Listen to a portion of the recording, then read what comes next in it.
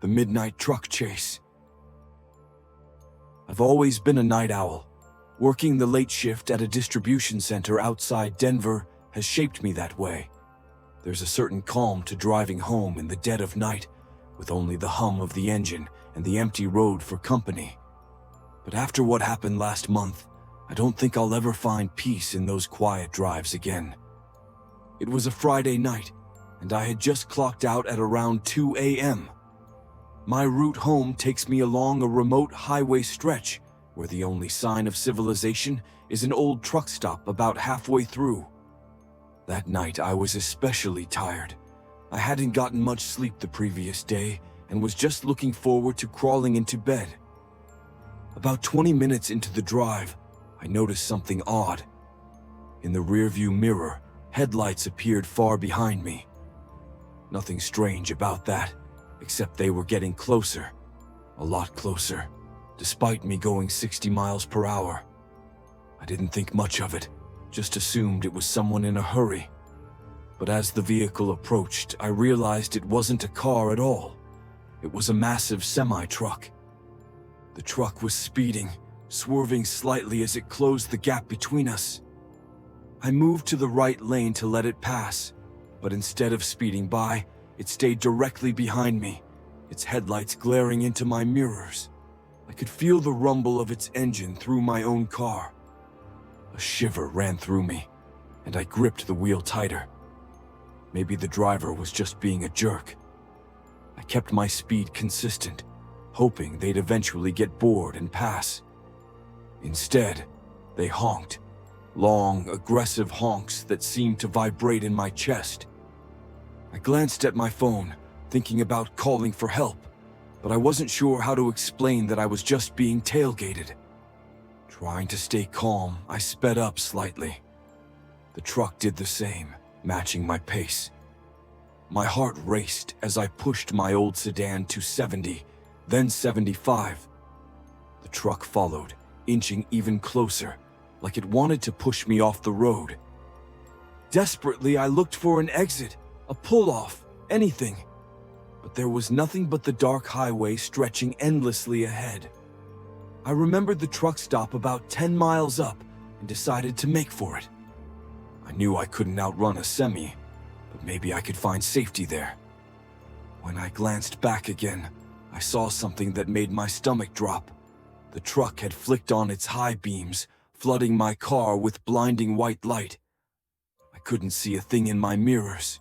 My instinct screamed at me to keep moving, to not slow down no matter what. My hands were shaking as I pushed the car to 80. The engine whined in protest, but I didn't care. The truck was relentless, still right behind me. I thought about pulling over, but something about the way the driver was acting made me feel like that would be a fatal mistake. As I approached the truck stop, I noticed it was brightly lit. A few trucks parked outside, their drivers probably sleeping. My plan was to pull in and park between the other trucks, hoping to blend in or at least find some safety in numbers. But as I took the exit ramp, the semi roared, almost as if in anger. I dared a glance back and saw it veering off to the side, screeching to a halt at the edge of the ramp. I couldn't see the driver's face through the glare of the lights, but I could feel their eyes on me. Heart pounding, I pulled into the truck stop and parked between two parked semis. I turned off my engine and lights, hoping to become invisible.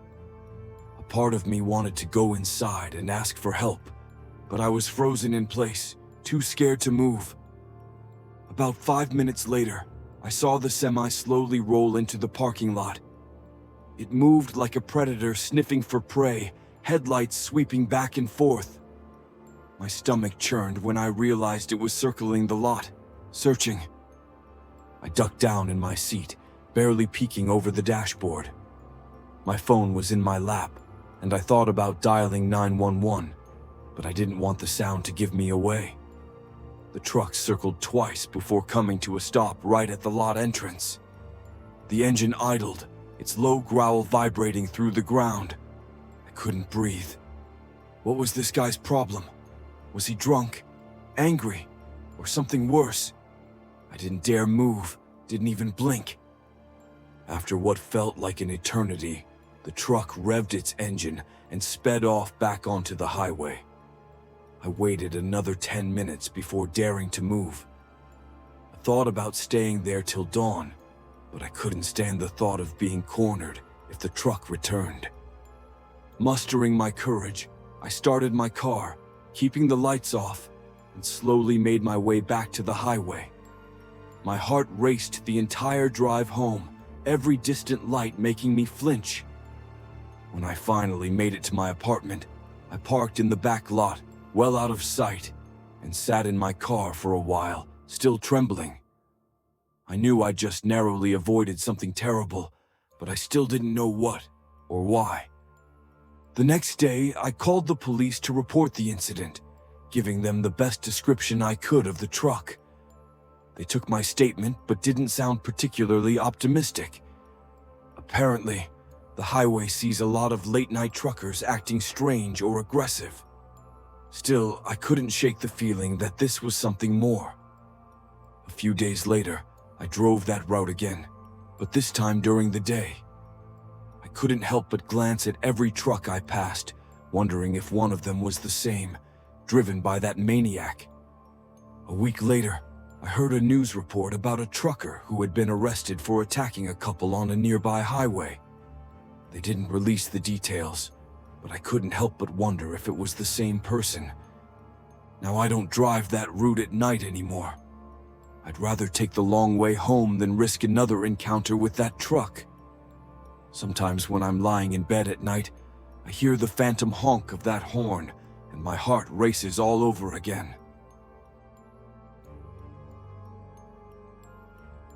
The Vanishing Hitchhiker. I'm a long-haul truck driver based out of Colorado. I've been doing this for nearly 2 decades, and I've seen my share of strange things on the road. But nothing, not even the wild stories from other drivers, could have prepared me for what happened last fall. It was a routine delivery from Denver to Salt Lake City. I'd done this route dozens of times, cutting through the Rocky Mountains under the vast, star-lit sky. This time, though, I had taken a late departure, so it was already past midnight. By the time I hit the more isolated stretches of the highway, I had my coffee, my podcast playing low, and the rhythmic hum of the tires on asphalt to keep me company. Somewhere around the Wyoming border, I saw her, standing on the shoulder, thumb out, wrapped in a dark coat. Normally, I don't pick up hitchhikers, especially not that late at night. But something about her seemed different, desperate. As I slowed down, I noticed she wasn't dressed for the cold. Her coat was thin, and her shoes looked more suited for a summer walk than a mountain night. I pulled to a stop a few yards ahead of her. She jogged to the passenger door, hesitated, then climbed up into the cab. "Thank you," she whispered, her voice almost drowned out by the engine. She looked young, maybe early 20s, pale, with dark hair that hung limply over her shoulders. I asked her where she was heading, but she just mumbled, "Anywhere away from here." Normally I'd make small talk, but something about her silence felt oppressive, like a weight pressing down on the cab. I couldn't help but glance at her every few seconds. She kept her hands folded in her lap, staring straight ahead. We drove in silence for a while. Then, out of nowhere, she spoke. "Do you believe in ghosts?" Her voice was flat, almost detached. I chuckled nervously and said, "I've heard some stories, but I've never seen one myself." She turned her head slowly to look at me, her eyes dark and serious. "You should be careful on this road," she said. "Sometimes people don't make it through the mountains." I felt a chill despite the heater blasting warm air. "What do you mean?" I asked, forcing a casual tone. She didn't answer. Instead, she just turned back to face the windshield. I wanted to press her, but something told me to just let it go. I turned up the radio slightly, hoping to break the tension. After about 20 minutes, I saw a rest area up ahead and figured I'd stop to stretch my legs. As I pulled into the lot, I glanced at her again and noticed her coat was wet. I hadn't seen it before, but now it was clear. Dark stains on the sleeves and down the front. I didn't dare ask her about it. I pulled into a parking space and turned off the engine. As I did, I looked to the passenger seat, but it was empty. My heart thudded as I scanned the cab, thinking maybe she had slipped into the sleeper compartment. Nothing. I opened the door and stepped outside, walking around to the passenger side to check the ground. No sign of her. I called out into the darkness, my voice bouncing off the empty restroom building and the rows of parked cars. Nothing. Just the wind rustling the sparse trees. Feeling uneasy, I climbed back into the truck and checked the mirrors, thinking maybe she had slipped out without me noticing. But the road was empty. I couldn't shake the feeling that something was watching me. I sat there for a moment, trying to calm down, telling myself I must have imagined her getting into the truck. Maybe exhaustion was playing tricks on me. Just as I was convincing myself of that, I caught a glimpse of movement in the side mirror. She was standing at the edge of the parking lot, facing the highway.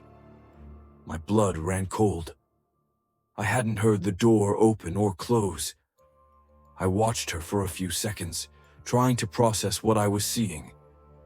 Suddenly, she turned around and looked right at me, her face illuminated by the truck's dim interior light. Her eyes seemed darker than before, almost hollow. Before I could react, she lifted her arm and pointed down the road, as if warning me. I didn't wait to find out more. I fired up the engine, shifted into gear, and pulled out of the lot. I didn't look back, but the memory of her figure standing in the cold stayed with me. About an hour later, I pulled into a larger, well-lit truck stop. Still shaken, I needed to talk to someone. I approached a group of other truckers hanging around outside the diner and recounted what had happened. One of the older guys, a grizzled veteran with a faded baseball cap, looked at me intently. "You saw her, didn't you?" he asked. I nodded, unsure what he meant. He took a drag of his cigarette and blew out a long plume of smoke. "She's been spotted on that stretch for years," he said. "Legend says she was killed hitchhiking on that road about 30 years ago.